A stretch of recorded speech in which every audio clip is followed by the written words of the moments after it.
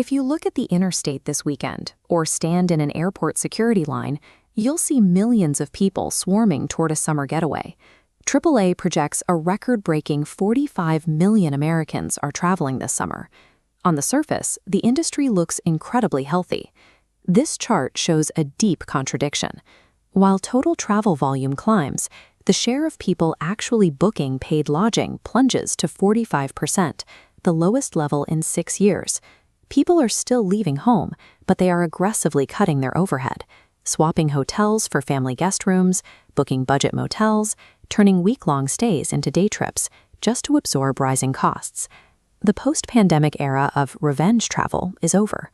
Today, travelers are acting like ruthless portfolio managers of their own leisure time, weighing the exact return on every dollar they spend. Two specific external forces are driving the shift.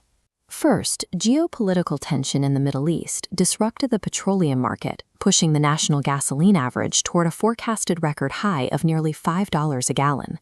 That same energy panic doubled the cost of aviation jet fuel in less than 3 months, hitting airlines right before their peak season. The immediate casualty was the abrupt collapse of Spirit Airlines on May 2nd, leaving its entire fleet grounded. Removing a major budget carrier from the market overnight handed the surviving network airlines immense pricing power on routes that used to be highly competitive. The financial result was immediate. Domestic round-trip airfares spiked nearly 21% year-over-year, landing at an average of roughly $800. Between elevated energy prices and less airline competition, a standard family getaway is mathematically harder to justify. Affording a trip now requires entirely new logistical strategies.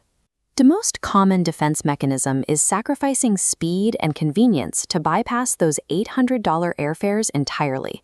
For families, the math typically breaks at the 6-hour mark. If a destination is under a 6-hour drive, filling the gas tank consistently beats paying for 4 flights, checked baggage, and a rental car. But making the drive profitable requires active management. Travelers are using fuel tracking apps to map out stops 2 or 3 miles off the interstate, saving 10 to 20 cents per gallon. The second major defense is altering the calendar. Travelers are shifting major international trips out of the peak July window, delaying them until late August or early September.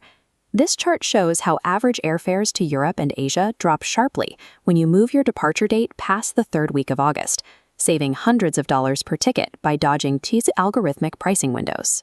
The trade-off, of course, is that you have to navigate restrictive back-to-school schedules and accept the risk of unpredictable late-season weather. Altering how you travel and when you leave yields the highest absolute dollar savings, but it demands the maximum amount of logistical flexibility. For those who can't shift their calendars, there is trip splitting, trading one massive 7-day vacation for 2 localized 3-day weekend getaways.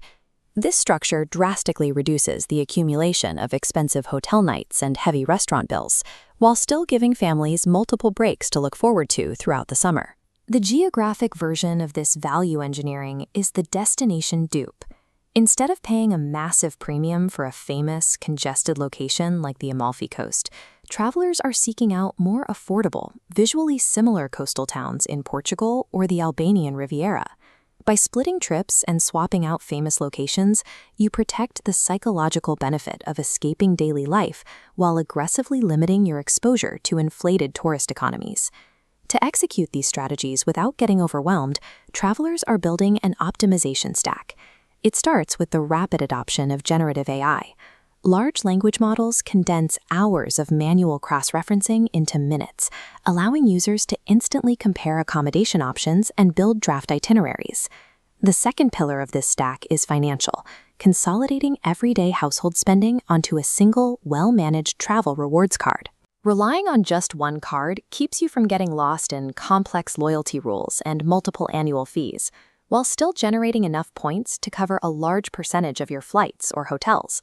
But there is a dangerous trap hidden within the travel credit ecosystem: the widespread normalization of financing your leisure time. This graph shows a third of last year's travelers are still carrying a balance 12 months later. At an average 22% interest rate, this compounding debt wipes out any earned loyalty points and severely inflates the trip's true cost. Points and AI are highly effective planning tools, but they require absolute financial discipline. If you pay interest, you aren't optimizing anything. Because the travel landscape is so deeply divided by income this year, applying the wrong strategy to your specific household will cause massive friction. If you have a high income but limited time, your playbook is to protect your comfort via premium economy upgrades and refundable fares, while using AI to eliminate the friction of planning. If you have a middle income and high flexibility, aggressively lean into the late August timing shift and substitute premium, famous locations with high-value destination dupes.